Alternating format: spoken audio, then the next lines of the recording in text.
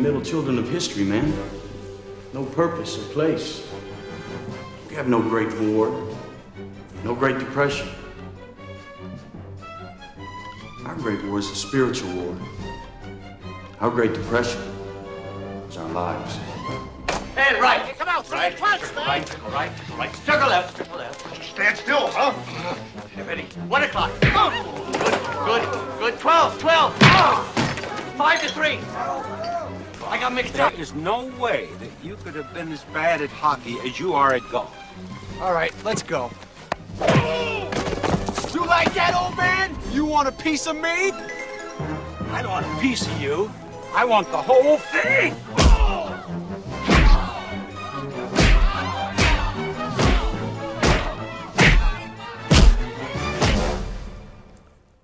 Oh, he got me. Oh, hi.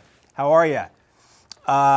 Set looks a little different, doesn't it? Better, worse? Movies at CheshireTV.org. Let us know. I am Mark, and I am, for all intents and purposes, at this moment, the Cinemaniac, as far as TV is concerned. So I'm here to cover a lot of stuff that I saw, maybe you saw, over the course of the last 2 weeks. We were off last Monday for Veterans Day, and I'm going to jump right into it, and we will introduce the first film. You're going to notice a lack of certain niceties this week, mostly because it's all on my shoulders now, and I don't know what I'm doing, which if you've watched the show long enough, you probably already realized that. We have the latest in the Harry Potter franchise, the Harry Potter without Harry Potter franchise, the Potterverse, the Wizarding World, as it were. Johnny Depp and Eddie Redmayne returned to the screen together again for the first time in a little film entitled Fantastic Beasts: The Crimes of Grindelwald. So I watched all the Harry Potter movies as they came out. I wasn't huge into them. To me, they're one long movie that was interrupted by several months waiting in between each installment. And if you said the title of a Harry Potter movie, I could not tell you what happened in that. So that's what I brought to the previous Fantastic Beasts. And these movies, if you haven't seen them, they take place, it's Hollywood's favorite crutch. It's a prequel. We can't go any farther forward than the other story, so let's make up all kinds of stuff that happened beforehand that have no real gravitas with characters that go on later. So you get you get the young, sexy Dumbledore, played by Jude Law, and you get Mrs. McGonagall, who's played by she's sort of a very brief appearance in this film. So you get, I think, a few more Harry Potter connections in this film than you did in the previous film. Just about the entire cast of the original Fantastic Beasts are back, doing more of the same. Johnny Depp is Grindelwald, this wizard, powerful magician wizard who has some connection to Dumbledore in the past, and it's this big battle of wills, and I couldn't even really half tell you what this movie was about, frankly. I was partway through this film and I realized I don't really care about any of these people. These characters to me are not as compelling as the Harry Potter characters were, where you had characters who you knew by name and you knew what their character quirks were and all that. And in this, you have Eddie Redmayne as our lead, who's sort of a mousy, quirky guy who likes to collect little creatures, and Dan Fogler is this. He's the straight man. Now let me get this straight. This guy has a wand. That's, for the dummies in the audience, or the American, because we apparently can't watch a film without somebody with their own accent in it. Whatever. I wasn't in love with this. I thought it was fine while I watched it. I thought the effects were really good, very fantastical, as it were, at times. But a lot of the underpinnings of the story, I didn't remember characters from the previous movie, and I respect it when a film doesn't give you a 10-minute recap or the for dummies dialogue to tell you what happened in the previous movie. But in the case of this, there's this young character who a lot of this revolves around, and I didn't even remember that he was in the previous movie, so I kind of had to take their word for it. Just so you know, this film doesn't really have an ending. This is very much a middle film. This has a Back to the Future 2 or Empire Strikes Back ending where all this stuff happens and then everybody is sort of regrouping and then the music swells and you realize the story is going to continue.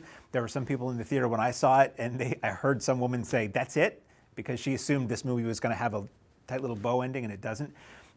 From what I've read, this holds a lot more weight for you if you're a big Harry Potter fan and if you have explored the books and the website and the CD-ROM and the card game and the make it bake it kit and all that other stuff, which I don't.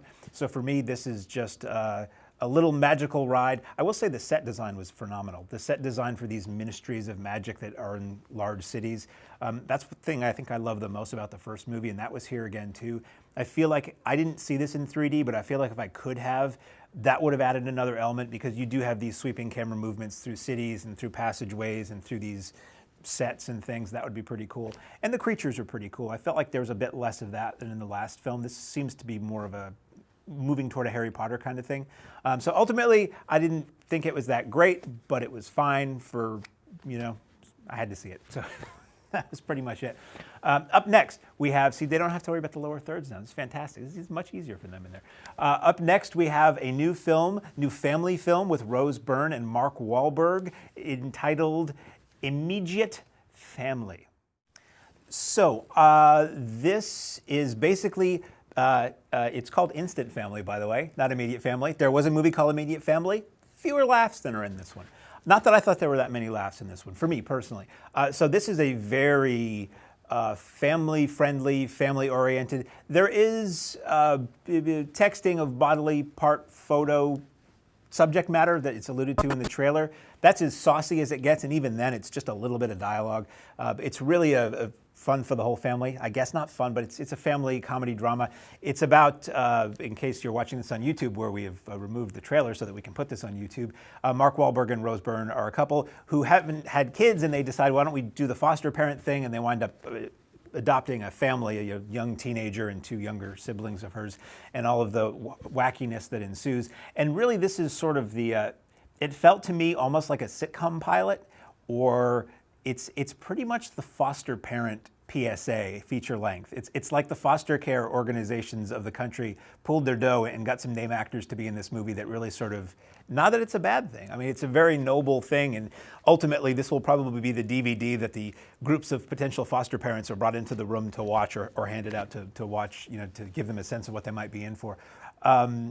It was amusing. I didn't find it terribly funny for the most part, but it was, let's say it was pleasant. It was pleasant, and it had a good message, and it used 2 solo Beatles songs, and being a big fan of certain kinds of music, when I can hear it in surround sound, it's points. So you heard What Is Life from Harrison, which was in the trailer, and you heard Let Him In from McCartney, which was pretty cool. Nice to see Wahlberg in a movie that isn't just flat out dumb for a change. Or crazy, super testosterone-y. So I thought this was fine. I think mainstream audiences will probably enjoy this.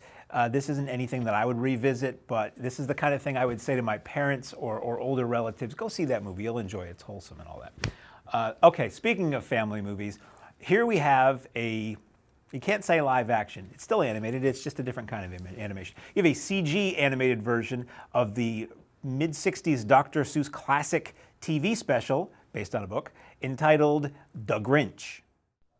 Oh, sorry about that. I thought that was the trailer. I just pulled a little clip, but that's fine. We always say we're going to go to the clip anyway. Royal we. So this is a CG animated 2018 version of a film or TV movie that we all know and love from the 60s, which would have been fine if that was the only version of this that ever existed. So as I like to say, for a film that never needed to exist, I thought this was pretty good. This was directed by Scott Mosier, who some folks may know as one of the production team on all the Kevin Smith movies. I think he's the producer for all the classic Kevin Smith movies, does Smodcast with Kevin Smith, and did Freebirds, which was animated Thanksgiving themed about turkeys film several years ago that was actually pretty good too. So here you have, basically this is just an expansion of what you know and love. It's the same story, it's just, not artificially extended, it's just fleshed out to be longer than, a TV hour from the mid-60s, which was actually close to an hour back then. TV hour now is probably closer to 30 minutes. So you have Benedict Cumberbatch doing a faux American accent for some reason on the Grinch, so he's very nasal and whiny. And the Grinch isn't so mean and nasty in this, so much as just sort of, he's portrayed to just be kind of cranky and misunderstood. And the animation is amazing. This is another one that I wish I had seen in 3D because the world is so faithfully and fully rendered in its Seussian properties as far as the design of the interiors and the exteriors and all the little gadgets and every little thing. This is the kind of film you want to see at home when you see it at home, and just pause it and just look at how much detail and effort was put into every little aspect of this. So to me, putting it in 3D would be one step closer to actually being in that world, which if you grew up watching the Dr. Seuss stuff like I did, wouldn't be a bad place to be. So the story is the Grinch doesn't like Christmas. He lives near a town that is a sickeningly sweet celebration of Christmas and all things joyous, and he goes to attempt to thwart that Christmas by stealing everybody's presents and just being a right nutter. So you have in this more of the Grinch at home, more of his relationship with his neighbor, this overjoyous, super Christmassy neighbor who's super friendly that the Grinch can't stand. And you really have a lot more of the Cindy Lou Who story. Now, my recollection of the original is that she's just this cute little who in Whoville who makes his heart grow 3 sizes and sort of turns the tide of the story. Well, in this you get her story and her family life and her friends and her other stuff going on. So it's fine. It was pretty funny at times. I heard kids and adults laughing. It's got music in it. It's updated versions of some of the old songs, which I didn't really care for just because I kind of prefer the old vibe to the new one. One odd thing I found about this was that the original seemed like it existed in this other time and place. This was just some other world, so to speak, that shared some of our customs. Well, this one feels like it's just kind of over the hill from where you are. The Who's are listening to music that you've heard of on the radio, old holiday classics. A lot more of their culture seems just like our culture, but slightly tweaked, as opposed to the original, which seemed a little bit different, if I recall. This version feels less formal than the original did. The original felt timeless to me because you had Boris Karloff doing that narration, and it was very formal and classically trained and all that. And his performance of the Grinch was that too. Here you have Pharrell Williams doing the narration, and he just seems like a guy. He just seems like a friendly guy. He's kind of telling you this story, which is fine and different, but I didn't like that as much. And Cumberbatch as the Grinch, he was, like I say, more like a cranky guy, whereas Karloff was almost a little scary as the Grinch. And this Grinch you're never afraid of. This Grinch is just a guy who's kind of annoying and his heart's in the wrong place, even if it's 3 sizes too small. So I had no offense at this film when it was announced, like the Charlie Brown movie. When it was announced, I'm like, really? We kind of already have this. But it was a heck of a lot of fun. It doesn't replace the original to me in any way. It's something, God forbid, kids probably would prefer to watch this version because it's new and whatever. But I had a good time with it. I don't know that it will not replace the original, I think, for anybody my age, but it might for younger kids. And it certainly did, I think, Dr. Seuss and his heirs proud. It's totally cool with this Grinch. Up next, speaking of films for the whole family, here we have the latest film in the Girl series, written by Stig Larsson, a series of Swedish novels about Lisbeth Salander and her attempts to take down bad guys and work for Mr. Blomqvist. And here we have the first film. This is going to be interesting a little bit later. It gets complicated. This is the first film based on the first book that was written after the author of that original series died, Girl with the Dragon Tattoo and all that other stuff, Girl Who Play with Fire. Here we have The Girl in the Spider's Web. So here's where you get the flow chart out. This is the first film based on one of these books that was not made in Swedish first. So you had the series of, I guess it was 3 movies with Noomi Rapace as Lisbeth Salander, which she was great. I'm a big fan of hers, and those were cool. Then you had the U.S. remake of the first film, or the U.S. version of the first book, with Rooney Mara that was directed by David Fincher. And now you have this, but this is the first one done in English and not Swedish first. So technically, it's a sequel. It's like the 4th film in the series of Swedish films, while simultaneously being the 2nd film in a series after the Fincher film. So technically, nothing else could necessarily had to have happened between the Fincher film and this film, or if I'm wrong, nothing happened after the first Swedish film in this film. It doesn't make any sense to me. Slightly less sense than the film makes itself. So basically, the deal here is it's a very simple plot where Lisbeth Salander is hired or asked to help Stephen Merchant, funny enough, as this scientist who has created this super program that can control all of the world's missile launch systems, and she needs to get that back, steal that code or something from the US so that he can get it and destroy it so nobody can't fall into wrong hands, and people are trying to get her and all that stuff. It was, I didn't think it was that exceptional, actually. The opening scene that you see in the trailer where she's getting revenge on a bad guy who's, a wife beater, that was cool. But the rest of the film, it's sort of like a hot potato or you gotta protect the package kind of movie where she's trying to protect the code and the son of Stephen Merchant who's a smart kid and all of that. And then there's this other subplot that ties back to her past, which seemed kind of cheesy to me.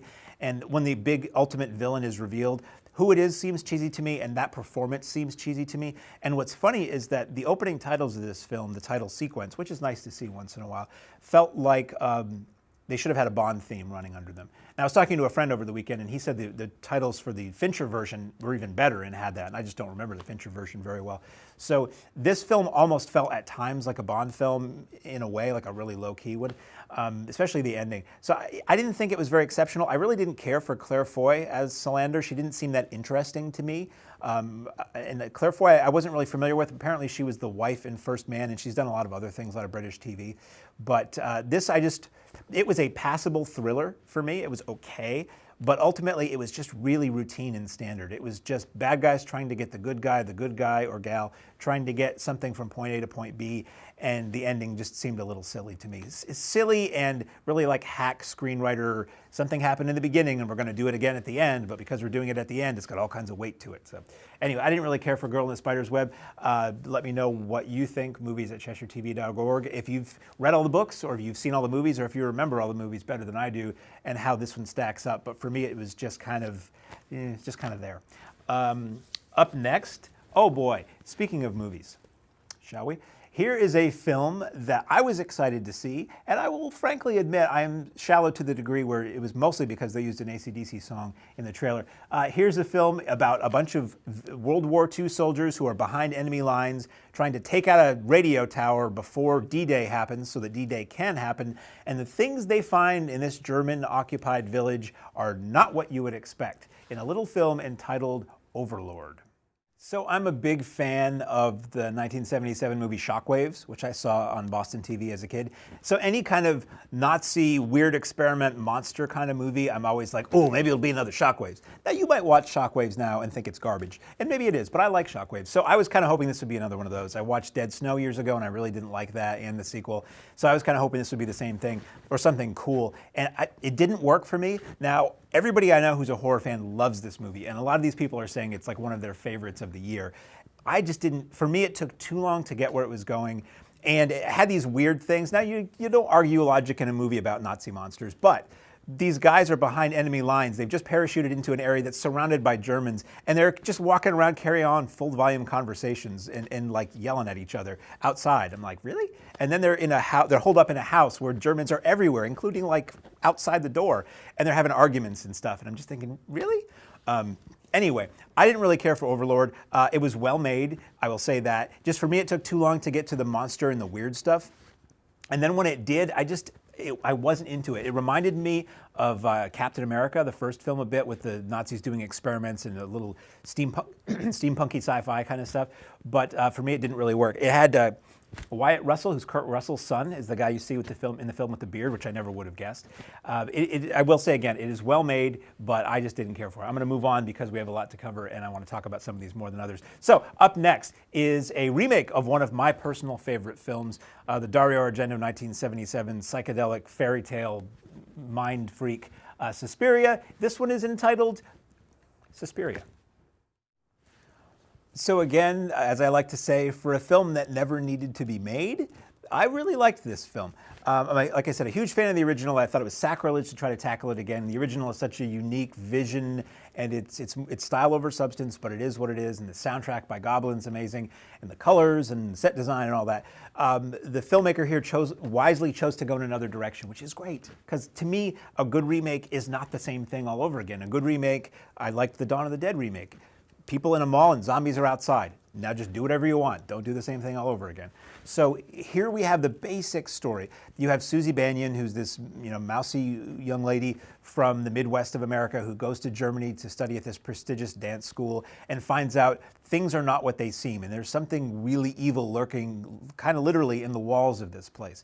Now, this film is set in the same year that the original was released, 1977, and it really pulls from a lot of what was going on in Germany at the time, which I wasn't totally aware of, with the Baader-Meinhof Red, I want to say Red Menace, but that's not what it was, Red Army. It was Red Brigade, thank you. That's why we have more than one person in the room. So the Red Brigade thing's going on, and I saw this at the Alamo Drafthouse, and it was great because they had a pre-show there that got into a lot of that stuff. So you had news reports and documentary footage and a lot of really cool context. I think going into the movie not knowing about that, they give enough context sort of on the radio and on TV broadcasts throughout the film that you kind of get a sense of what it's about. But that history weaves itself in the previous German history of the 30 years or 20 years of before 1977 works its way into this too. Cast is really strong. I'm Dakota Johnson I can come and go with, but I think she's pretty well utilized in this. Tilda Swinton is really good in this. I won't say much more about that. And the storyline in broad strokes is the same, but it does different things. Some extremely memorable and gruesome moments in this that are not just rehashing what happened in the first film. The first time, it uses dance in a very interesting way. Dance as a way to do witchcraft and representing witchcraft and things. It's very interesting, very well done. This is much more of an art house movie. It's not playing very widely. I know a lot of friends in the Pennsylvania area are really bummed that this is not anywhere near where they are. It's big cities. It's released sort of by Amazon, which is not a major studio as far as theatrical releases go. So you probably have to travel to see this. I would highly recommend seeing this on the big screen because of the theatrics, because of the sets. You really feel like you are in this space of this big old school in this very gray city. And the music is interesting. It's not the Goblin score. It's a much more sedate score than that, but it's interesting. And it's sincerely disturbing and creepy at times, which is all I'm looking for in a horror movie. Downside for me is that there is a character in this film that for me clearly is somebody wearing makeup, and it is clearly not what that person appears outwardly as to who's playing that person. And I kept waiting for a big reveal like that this is going to be revealed to be some other character in the film or something. And they never did that. And that was sort of odd to me. And that character, I know there's a reason for that character and it does work in the broader sense of the story. But for me, I almost felt like you could have removed that character and the film would have worked just fine. So that is Suspiria, that is out now. I would recommend seeing it, but I would recommend seeing it if you're more into the art house and you don't mind some pretty disturbing imagery here and there, because it gets pretty explicit at times. That is all we have to talk about on film, in theaters on film. I actually did see movies on film this weekend. So now we move on to that which you can see on the home video platform, service, or format of your choice. First up is one of my favorite movies from last year that really didn't get much of a theatrical release. I'm hoping a lot more people see it now on video. And it tells the tale of a man who's on his last very brief stretch of parole, who is threatened, his freedom and his future is threatened by those who he keeps company with in a film entitled Blindspotting. So I saw this the same day that I saw Sorry to Bother You, and they both tackle similar themes. This was really good. This was one that I was really disappointed didn't play a bit wider than it did. But again, I think ultimately everybody is going to see most movies at home on video, so hopefully people will see this in that way.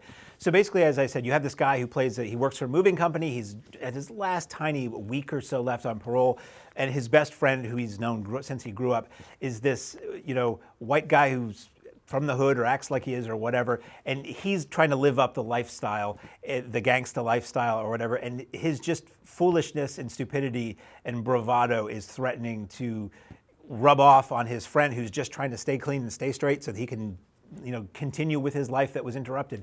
And things happen, the lead character, sorry if I look over here away from you, from Daveed Diggs, who's really good, who I think may actually be a rapper, not sure, but he does it in the movie and he does it well. He witnesses a police shooting, so he's afraid that that's going to come back to haunt him. And it's really just a story of a guy trying to walk the straight and narrow when there's a lot of chaos going on around him. It speaks a lot to the black experience in this country, or certain sections of this country certainly, and it speaks a lot toward what would you call it? racial identity in a very interesting way. Like you see the white guy with the grill and all that, but then you see it in opposite directions too. And it's just really interesting. It's an interesting conversation, as they say. I thought it was really good. It's really funny at times, nicely shot, and it's a very. If you saw Sorry to Bother You, this is a really interesting companion piece to that. That's not quite as not quite as light as Sorry to Bother You, and it doesn't involve that bizarre turn Sorry to Bother You takes, but it's really, really good. I'd highly recommend checking this out. Okay, now is another film that barely got a release. I had to go to Yonkers to see this because it was really hardly playing anywhere. This is the film that is the story of a young police officer whose world is just totally falling apart all around him, and he also is trying to walk the straight and narrow and do what he believes is right, and it's a long, bumpy journey on Thunder Road. Okay. As the little lady said. So this trailer makes the film look weirder than it is. It makes it look less accessible than it is. And that's the danger or the failing or the strength of an art house movie trailer, is they do it a little differently. It's not just, Officer Tats is having a bad day, like every Hollywood trailer you see.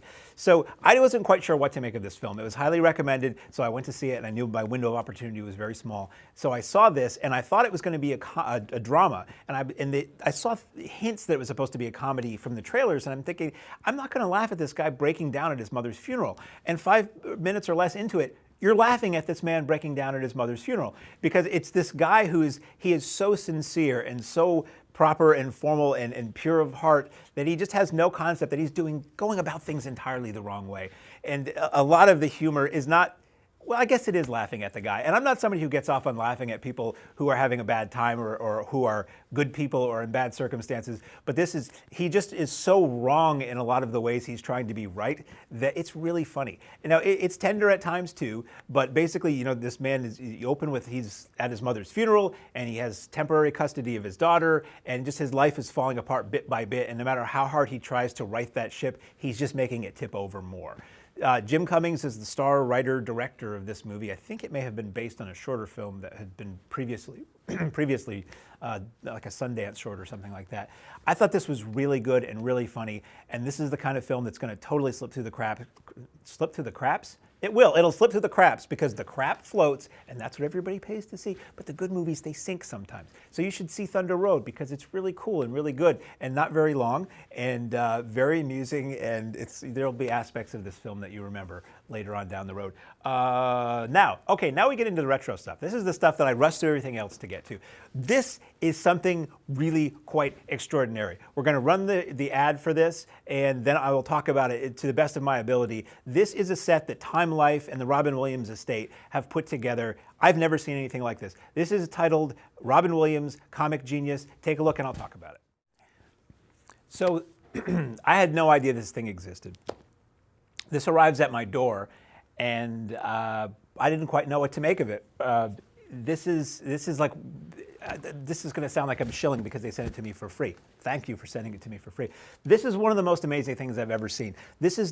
I've never seen a set that is this complete that was devoted to one artist before. As Alex mentioned earlier, there's a George Carlin set that's all of his HBO specials, and that's fantastic. There's a Steve Martin set that I have that's a lot of his TV specials and concert specials and a lot of appearances and everything. But I've never seen anything as complete as this. This is every HBO special. Well, first of all, this is available in 2 different formats. There's what I was sent, which is this. If you see these on a shelf anywhere, are we getting glare? Are we getting glare? These are 2 6-disc sets. One is all of his HBO specials, and one is just a ton of other specials and documentaries and Mork and Mindy episodes and things like that. And each disc is, I'm not even halfway through this. Each disc for the specials is the TV special, and then another 30 to 60 minutes of additional content that are TV appearances he made around the time, awards shows he was on, if he was on Oprah, if he was on The Tonight Show, raw footage from promo shoots, USO tour. I mean, I've never seen the powers that be get together to get all the rights and licensing for this sort of thing and put it all together. A lot of SNL appearances he did when he hosted and it was in sketches. if you're a fan of Robin Williams, I can't imagine you wouldn't need to have this. I was a big fan since I was a kid. I had a Mork and Mindy. I was Mork for Mork one Halloween with the little, the smock that you would put on and a little mask with a little rubber band in the back. I meant to bring it in today. I still have my talking Mork for Mork doll. I had I had the Mork stuff. I was a big Mork fan. Okay. And still love Popeye. So I'm a big fan. So to see all this is just astounding. And a lot of this is stuff I remember seeing. I was watching one of the HBO specials last night from '82, and I realized I know every word of this thing, and I probably have not watched this since 1985. So there's two versions. One is the 12-disc set, which is what I just have and showed you. That's all the specials inside the Actors Studio, the documentary from recent years, and a lot of supplemental stuff. And then there's a 22-disc set, and I haven't dug deep enough to find out. That's 10 more discs worth of stuff. I don't know what it could all be, but my God, the 12-disc set's amazing. So you can find this on robinwilliams.com and on timelife.com. The 12-disc set is, I think it's like it retails for $99, which is still amazing for what you get. Considering if you buy each of those specials separately, maybe you would get 5 of those before you ran out of $99. So yeah, that's amazing. I would highly recommend it if you're a fan. As just like a scholar of comedy, it's an amazing thing to have. And I still do not believe that this exists, even though my hand is on it right now. It's just, it's amazing. So now on to the Arrow Video Corner. I don't know if we have the graphic anymore. Hey, we still have the graphic. See, there will be some continuation. Oh, right in Tobey Maguire's upper lip, in his palate, which is now cleft. We have a film directed by Allison Anders. This was one of the big movies in the big indie film boom in the early 90s, and it is entitled Gas Food Lodging. So this is one that I haven't seen since I saw it when it was new to video back in the early 90s, and I wasn't sure how well it would age. I feel like a lot of 90s films for me are kind of repulsive to watch just in terms of what they look like and in the styles and all that other stuff. But this was really good. This film it felt kind of timeless to me. Aside from a few different, hairstyling, clothing things, this could take place now. There's the truths that it speaks are timeless. Basically, Brooke Adams is a single mom whose children are teenage Ione Skye and Fairuza Balk, and they live, not in the skids, but they're not wealthy. Brooke Adams is a waitress supporting them, and it's this little dusty New Mexico town that just nobody wants to be in, and it's these two girls trying to, come of age and get out and find love amongst, the people who hang out at the truck stop, basically. It's really, really well done. It's tender, and it seems really true, and the performances are really good, and the supplemental cast is James Brolin and Chris Mulkey, who you might know from Twin Peaks, and some other folks you'd recognize.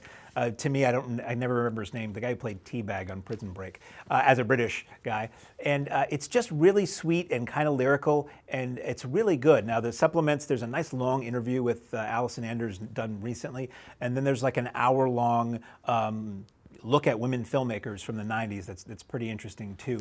The transfer of this looks great. The supplements are the ones I just mentioned, so it's not loaded, but at its core, you're going to watch the movie on one of these discs, and the movie should be good. In this case, the movie is very good. So that's Gas Food Lodging, and that's out now from Arrow. Also out from Arrow is this next thing, which probably doesn't have a lot of crossover in terms of audience appeal. It is a Toei Films exploitation film from the late 60s entitled The Orgies of Edo. I'd like to apologize for anyone with tender sensibilities who just watched that trailer. And that was edited. I cut a lot out of that trailer. So here we have Toei film. We've been getting a lot of Toei films from Arrow, which is great because these are movies that never really got released here. And if you like goofy, weird, sleazy stuff like I do, it's really cool to be able to see them in these kind of presentations. So this movie is basically an anthology. It's 3 or 4 stories of just perversion, I guess. But it's like 60s Japanese perversion. So it's not as explicit as you would think. It's nudity and there's some gore and stuff, but it's mostly ridiculous. Some of it's very artfully done too. There's some really beautiful shots in this film, which you wouldn't expect. The one thing I'll tell you, we're low on time. The one thing I'll tell you, there's a scene where a room full of geishas are dressed in red and their evil master releases bulls into the room because the bulls are going to charge at the red, and basically the girls who survive are the ones that take their clothes off. This is how classy a movie this is. So, not for everyone. I enjoyed it because it was ridiculous. It almost plays as a horror movie at times with how like extreme and outrageous and weird it is. The extras are, there's a trailer and there's an appreciation or basically an explaining of what this movie is and where it came from by a Japanese film historian that was pretty interesting. That's about 16 minutes on that. Transfer looks great, looks and sounds great, good subtitles. I quite enjoyed Orgies of Edo, even if most people with any sense of common decency would not. That is also out from Arrow now. And I will, you can see my knees. I will now thank you for joining me in this sort of new, odd, transitionary phase of the Cinemaniacs, and go out and watch movies and have fun. And I will be back with less to talk about, thus more to talk about next week. Until then, I am Mark, and I am the Cinemaniac. Bye.